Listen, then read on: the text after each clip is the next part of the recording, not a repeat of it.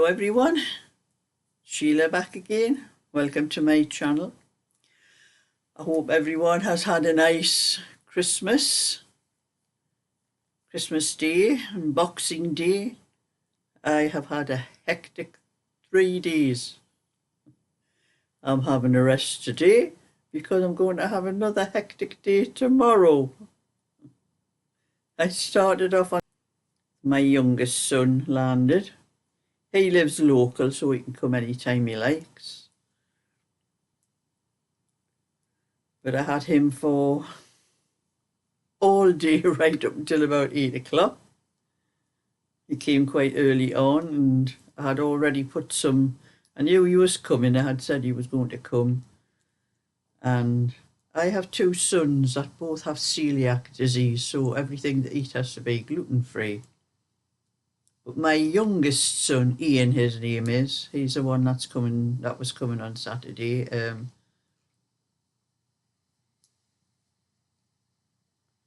Wasn't Saturday. I'm getting mixed up with the days. Christmas Eve,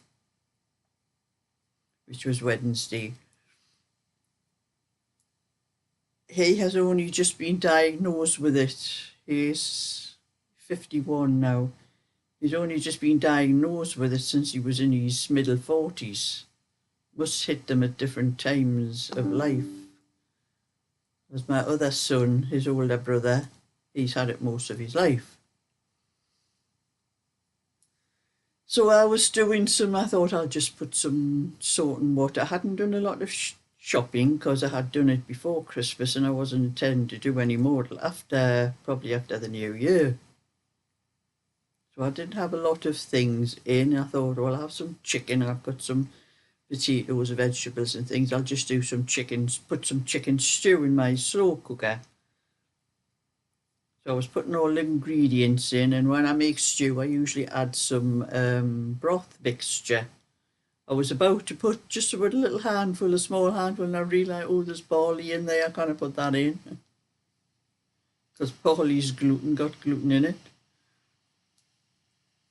So I sorted that out anyway, and I did have a gluten-free stock cube to make the gravy with. So I did that, and then, well, that was for tea, and that would take a few hours in the slow cooker. So I thought, well, what can we have for lunch? And I had to look through all my cupboards, and I do have, I do keep stuff in the house in case anyone comes, in case either of them come with like gluten-free gravy, gluten-free sage and onion, gluten-free flour. A few things I thought was something, because my younger son Ian also has a problem with milk and eggs and things like that, the lactose intolerance, as well as the gluten intolerance. So we ended up with some potato,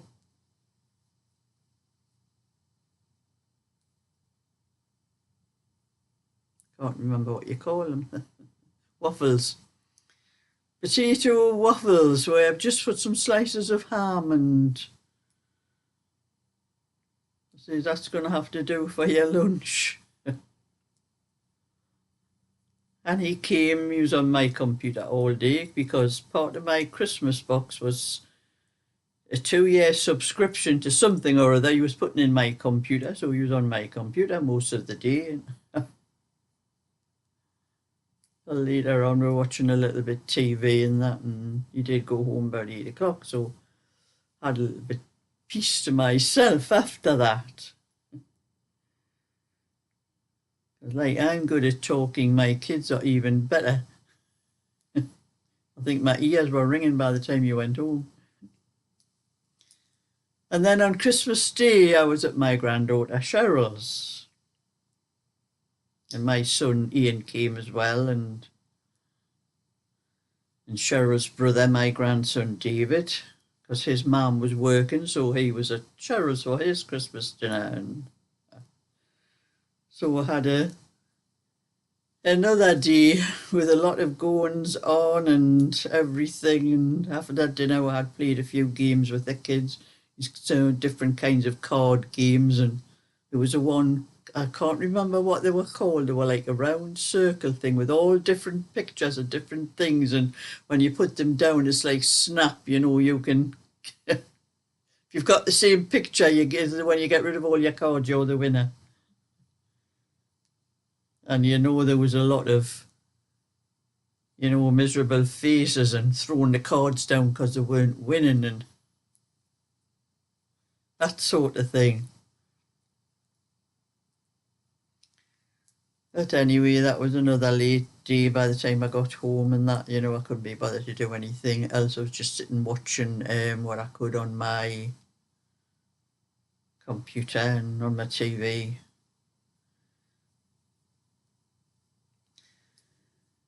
And then on Boxing Day, another family day, this time with my granddaughter's mother, my ex-daughter-in-law.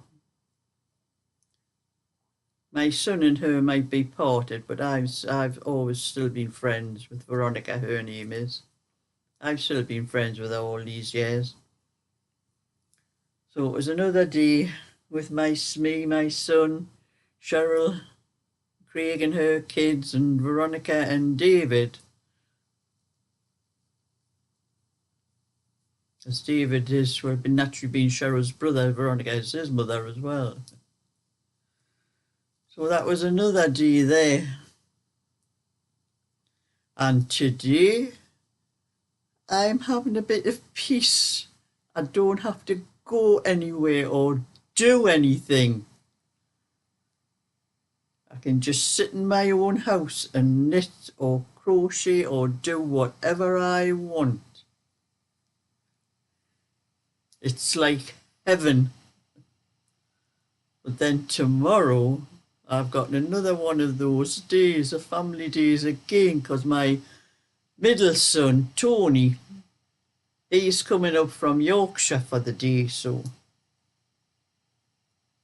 we probably end up going out for a meal and that. I don't think anybody's going to do any cooking on that day. We'll all go out for a meal somewhere.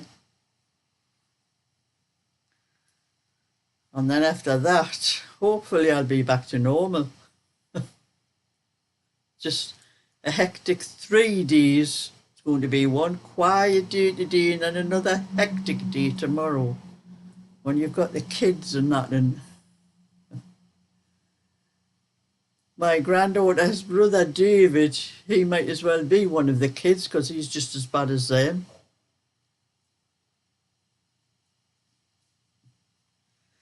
So I'm doing a little bit more of the little scarf I was doing. And I had changed these to those tiny little needles. I put them over on the table somewhere. I've lost them. Oh, they're over there. No, that's not those ones. Oh, there, now I've got the right ones. I changed to these little needles because they're smaller to do it on, because I wasn't getting the stitches weren't very neat doing it on the larger one. But I had so much trouble with this because the stitches just will not go smoothly past the, as you can see where the join is there, where the needle is and the cable. Now run my fingers, my needles just stop there, and I was having to force the stitches over, and I just gave up on them. I'm going back to these, but when I was using the circular ones before, the metal ones, I was using 5mm, and I think it's too big for the Aran, for this particular Aran. That was why the stitches weren't as neat as they should be. So I changed to, I pulled it all out and I started again, and I did it with the 4-point. Well, I had already pulled it out when I put it on those other needles, so I took them off. And as they were 4.5mm, I noticed the stitches were a little bit neater with that one, so I went back to the metal ones on the 4.5mm instead of the 5, and it seems to be knitting up a little bit better the stitches aren't as, well, I would call it untidy. Some of the stitches were untidy, so they're much better on the 4.5mm. I think that was the problem I had. The size was too large. So that's what I've been doing this morning. And as you can see, I have my little scarf that I made. Now, this one, this was the other one I made, my cream one that I normally wear. Now this one, I can put it on to go around that way, cross it over and bring it round and fasten it. But this one, I'll show you. If I want to do that with this one, like that, take it round the back and cross it over. Get my hair out the way.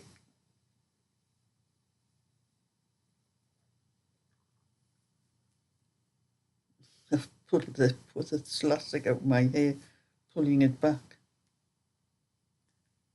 This one, I'd have to pull it really tight to fasten it. So it just didn't go as far. That's only a little thing like that, which is actually feels a bit tight round my neck. So I decided I'll just wear it as a scarf.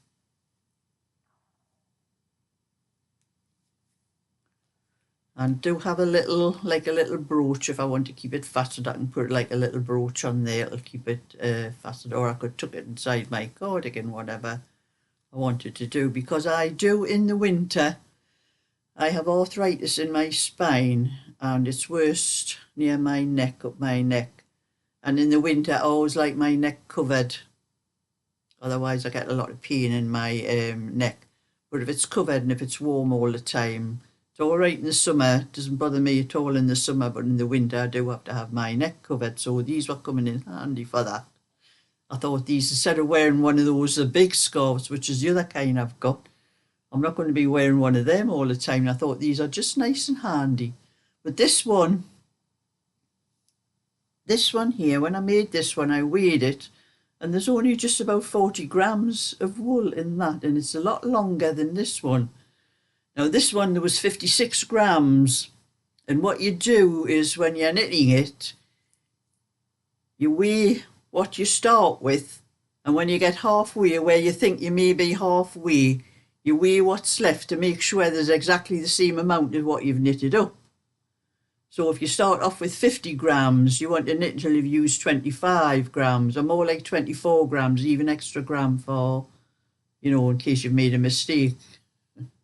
So that's what I did with this. And I knitted until it should have been 28 grams, would have been half. So I knitted until there was 29 grams left. And it just didn't come out as long. It's a lot heavier. It's the same as a cardigan, is a lot heavier, and it took a lot more wool. So that was as long as I could get this one to come out. But I did have about, actually, you must have misjudged it, because I still had about 5 grams of the wool left. So I could have made a little bit more at the widest part. But anyway, it's okay the way it is. I can just put a little brooch on to keep it fastened, or like I said, tuck it down inside my cardigan, but it keeps my neck warm. So I've been doing a little bit more of this. So this is what I did yesterday. I finished this off, well, not last night and the night before, the little bit time I had to sit and do some knitting before I went to bed. That's what I was doing, because I wanted to finish these little things off. So I did a little bit of this on the Christmas Eve night, on the Christmas night, and last night, and I managed to finish it for today. And my other one, my sweater, I haven't done any more on this. I'm not really in a hurry for it. I'm in the middle of a row here. Oh, that's because I finished the ball. That was it. I misjudged how much was left, and it's not quite enough to finish the row off, but I'm just going to have to join it and stitch the ends in so they're hidden afterwards. So I'm not taking the row out. So that's how far I've got with that one, shaping the armholes. It's the wrong way around.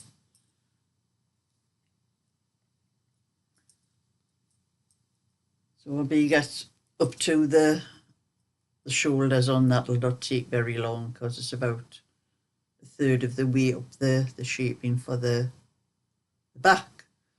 And then I'll start on the front on that one. And I did a little bit more of this one.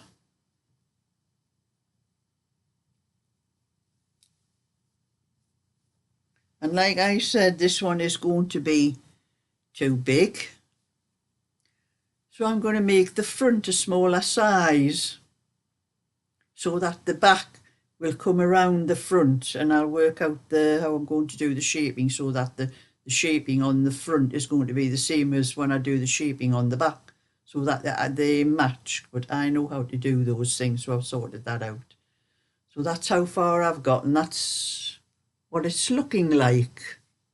I rather like the way it's coming out. I wasn't too sure at first, but it's coming out very even. They're coming out in like stripes. Even stripes, as you can see, the different colours. The lighter one, that's like a purple and brown, and then a tan, and then green, and then that tan again, and the purple, and they sort of go back on themselves, you know, from there to there, and then that goes from there to there again.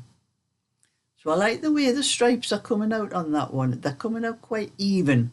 The front will be the same, but when I come to do the sleeves, well, naturally not being as many stitches, the stripes will be a little bit wider on the sleeves. But it's good the way it's coming out. I do like it now. I wasn't sure at first, but I do now. So I'll get a bit more of that one done. Probably after I'm just doing a little few things here and there,